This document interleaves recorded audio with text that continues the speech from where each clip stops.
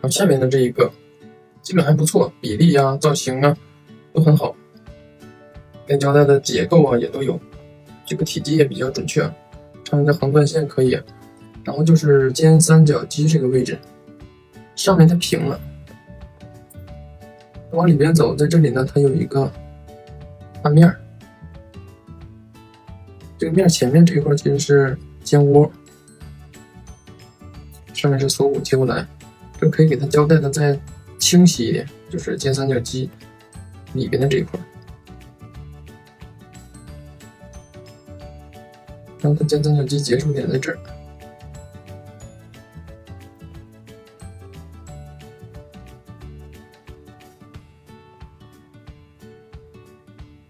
从三角肌下面出来的这一块呢是胸大肌，